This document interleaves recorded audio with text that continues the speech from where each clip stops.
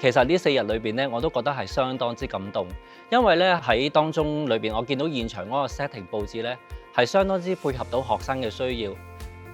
你哋好願意有一個創新嘅精神，並且咧能夠用到一啲新嘅科技啦。譬如喺裡面咧，我見到有一啲背景嘅創作啊，其實知道你哋團隊用咗好多嘅時間咧，去製作嗰個流程點樣編排啦，裏邊一啲圖畫點樣能夠更加準確嘅去表達。當中裏邊咧，我見到啲學生去諗一啲法寶點樣咧，當你遇到低谷嗰陣時，點樣去鼓勵自己啊？我見到有啲同學咧就會話將啲唔開心嘅嘢寫落一個百寶袋嗰度啦，有一啲咧就會係將叫做能量水啊，將嗰啲水咧飲完之後咧，你就會充滿能量啦。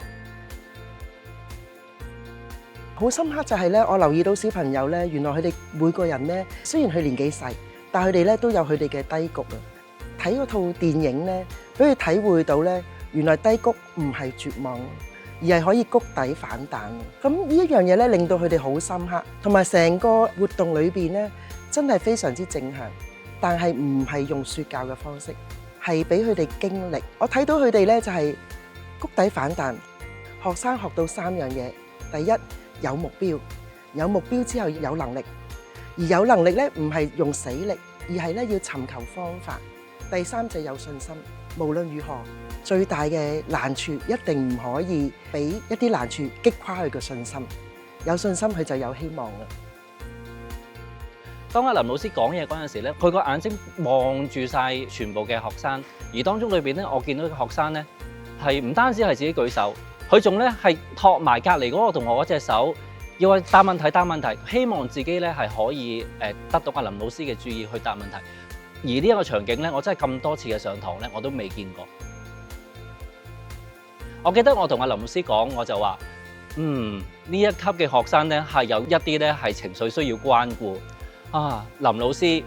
知道晒係邊一啲學生係有一啲需要關顧嗰啲情況，佢好好，佢記得晒啲學生嗰啲名，喺當中裏邊咧就去不停咁樣去照顧佢哋嘅需要。我好印象深刻就係當有一個學生，我知道其實佢嘅家庭背景唔好，平時係冇成功感嘅。林老師喺當中裏邊咧，佢就叫個學生去答問題，佢企喺個牆嘅中間。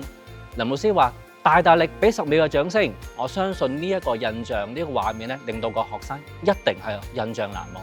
我相信佢咁耐都未試過會遇到呢一個咁嘅經歷，得到咁多人嘅讚賞同埋認同，所以真係好多謝林老師。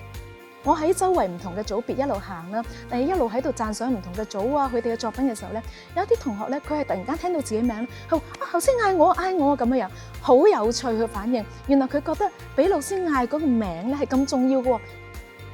都好想咧，爸爸媽媽你去理解啊！原來小朋友佢有咁嘅需要，佢有咁嘅心聲，佢咧有咁樣嘅説話要同你去講嘅。我哋可以點樣一齊咧，可以有一個嘅家校合作啦？我哋想咁對小朋友，可唔可以喺屋企爸爸媽媽你配合我哋一齊都俾鼓勵佢，一齊都俾一啲讚賞佢，以至佢嘅成長嘅路咧都可以更加暢順啦。其實咧好欣賞Why Not Education 嘅團隊咧，特別總監林秋霞老師咧，每一個活動咧都好細緻嘅設計，好厲害就係你愛錫每一個孩子咯。你經常有句説話，一個也不能少，每一個都無比重要。我刻喺心裏邊。你教佢哋點樣去安靜啊，點樣去聽指示啊，點樣鼓勵佢哋去讀書啊、學習啊，係從你嘅愛心開始咯。呢個係令我最感動。我亦都喺呢度咧，真係要多謝大家一聲，讓我哋能夠好暢順完成到呢4天工作，俾我哋睇到咁多嘅小朋友嘅奇蹟，都係靠晒整個嘅團隊。多謝你哋，我哋繼續一齊行。